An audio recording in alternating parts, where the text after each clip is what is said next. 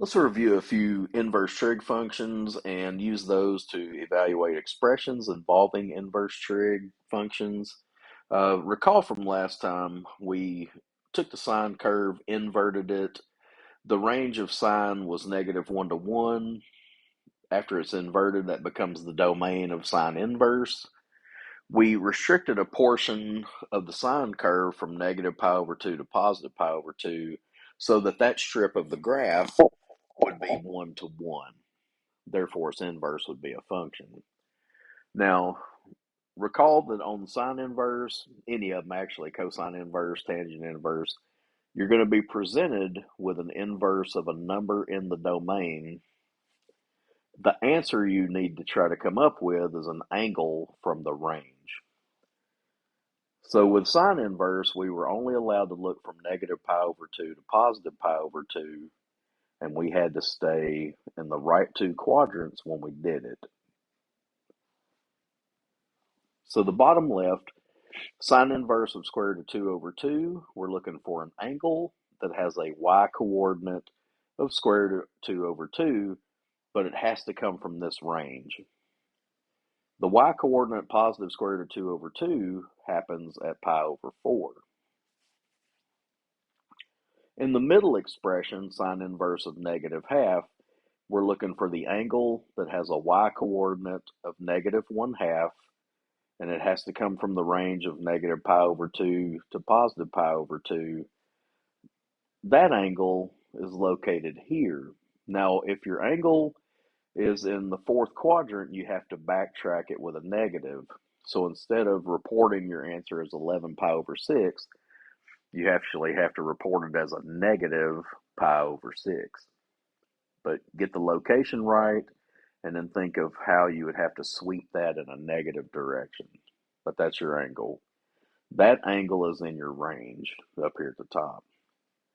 The third example, what angle has a y-coordinate of -square root of 3/2?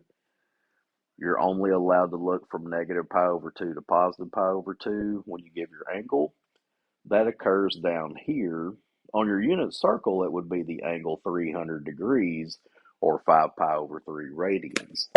But in order for our answer to be in the range of sine inverse, we report it as a -π/3. -π/3. Recall that cosine inverse, we restricted our graph from 0 to pi, and when we inverted it, that inverts the domain and range. So for cosine inverse, your domain is -1 to 1, which was the old range of just cosine. But once you invert it, you swap domain and range.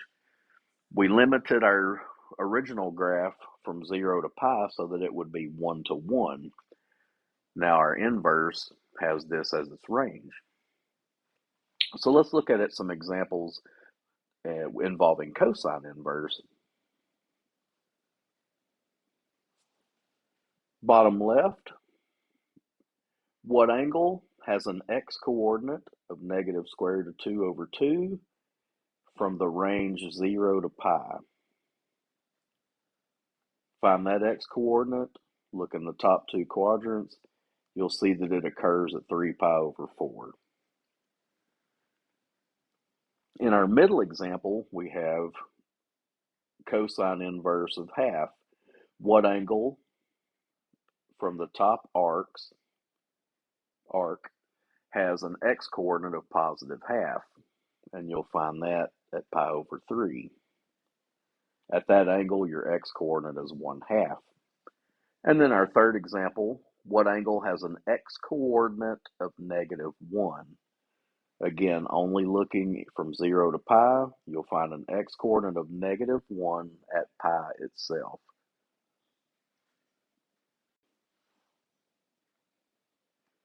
For tangent, we had an infinite domain. Our range was restricted. Because tangent is undefined at vertical angles, you'll see these little circles here at the top and bottom of the circle. Because we could get to real close, like 89.9 degrees, we just can't actually hit 90, or tangent's undefined. And therefore, when we do tangent inverse, we can't report an angle of pi over 2 because that would mean we'd have an undefined domain. The expressions at the bottom,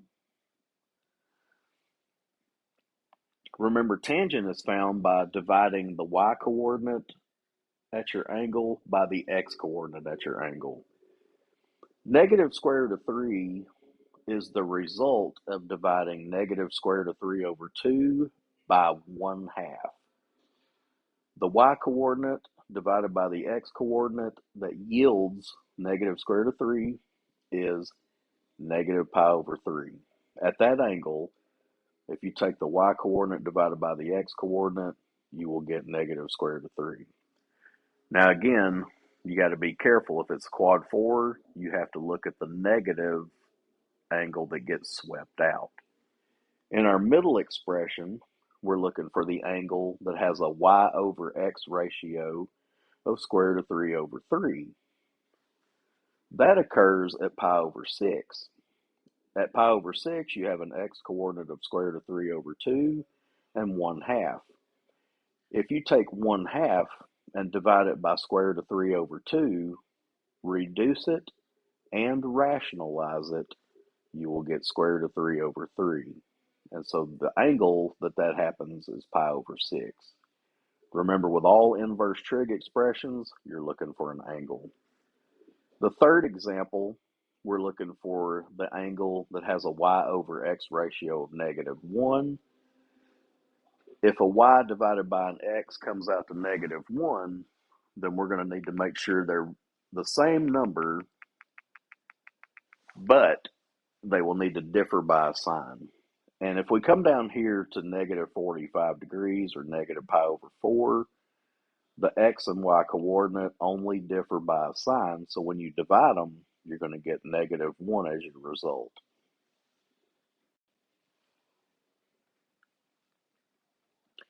Now we're going to venture off into some new territory where we have a triangle partially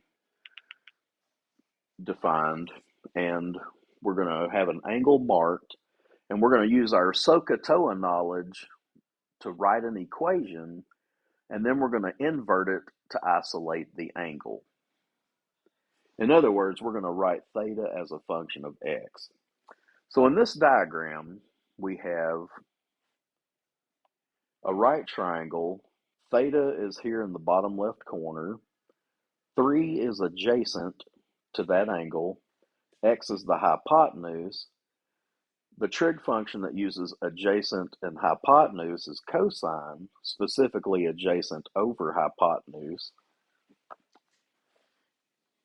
I need to fill that part in. I'm not sure how the P didn't get kept, but anyway, we fixed it. 3 over x, cosine is adjacent over hypotenuse.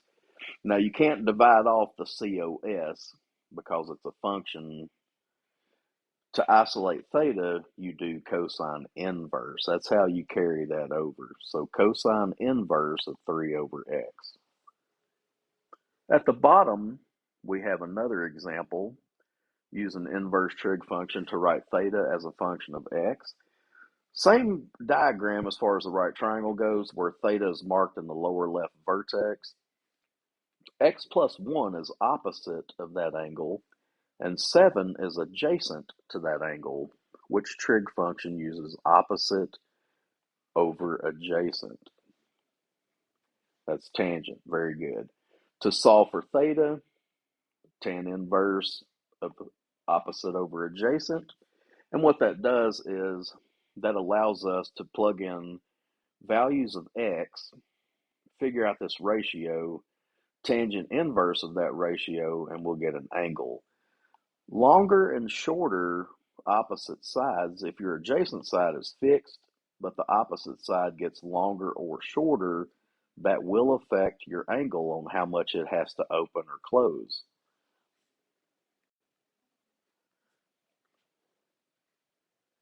Now let's look at some inverse trig compositions. Remember that arc sine and sine inverse mean the same thing. They're just two different ways to write it. With these, you're going to have a trig function and an inverse trig function piled in together. A trig function composed of an inverse trig function. Now, on these, you want to start from the inside and work your way out. So let theta, because remember, an inverse trig function is an angle. We're going to let that be theta.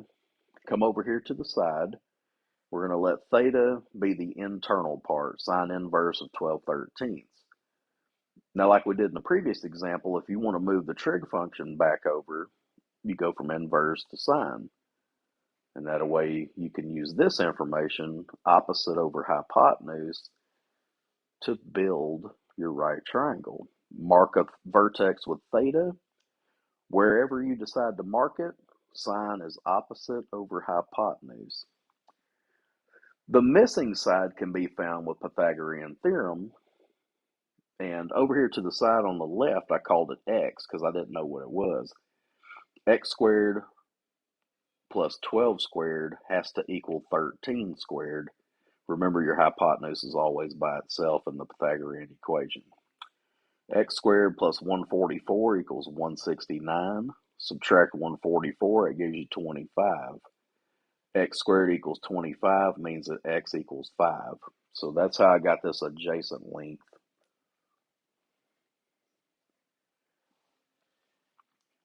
Now, go back to the original problem. We have cosine of that angle. Remember, we called all that inside part theta. So this problem translates into cosine theta. Using your triangle, cosine is adjacent over hypotenuse. So from where theta is, adjacent over hypotenuse is 5/13. And our problem is solved.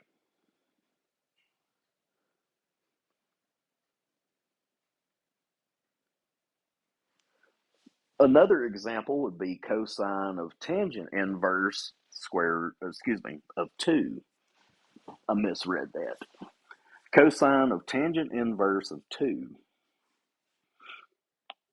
Again, let the inside part, if it's inverse, let it be theta.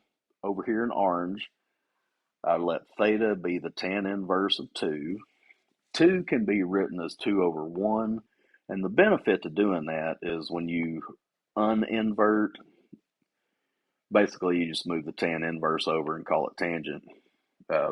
Tangent of that angle is equal to 2 over 1, which allows you to mark it and have two sides to label, opposite over adjacent. Tangent is opposite over adjacent. 2 squared plus 1 squared is equal to 5, so your hypotenuse is square root of 5, and that's done over here to the side. Go back to your main problem. Cosine of this angle is adjacent over hypotenuse. Go back to your triangle. Cosine of that angle, those are the same, is 1 over square root of 5. You can rationalize this if you like, but personally I don't care if they're rationalized or not. 1 over square root of 5 is just fine with me. And just to do some more examples, but with these we're not going to have numbers to work with. Sine of tan inverse x. Now, the method is the same. It's just you don't have exact numbers when you build your triangle. It's all variable based. So let's take a look at it. All right, the inside part, since it's an inverse trig, I'm going to let it be an angle. So theta equals tan inverse of x. X can be written as x over 1. Moving tan inverse back over, we have tan theta equals x over 1. In the triangle, mark you an angle. I'm just in the habit of doing it in the bottom. You can mark it up at the top, but I like to be consistent. I always mark it in the bottom. Tangent is opposite over adjacent, so x over 1. X squared plus 1 squared. Square root of that is your hypotenuse. That work is shown over here in the black ink. And then you go back to the original problem. Sine theta From your diagram, sine is opposite over hypotenuse, so we have x over square root of x squared plus 1. The next example, we have secant of tan inverse 3x.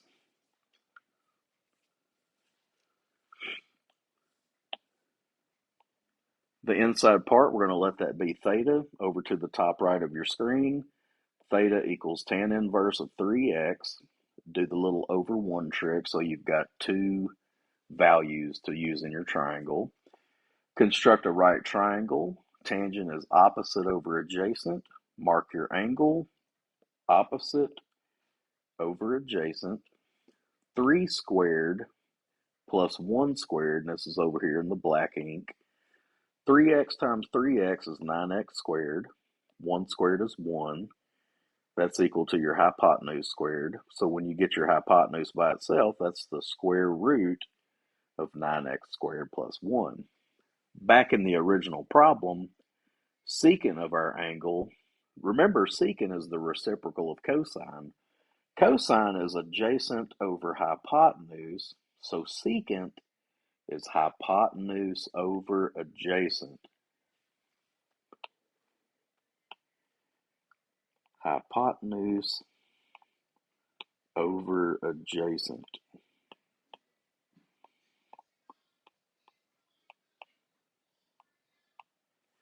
Dividing by 1, you don't have to write that. You can leave it over 1 if you like, but dividing by 1 is just going to be whatever the numerator is.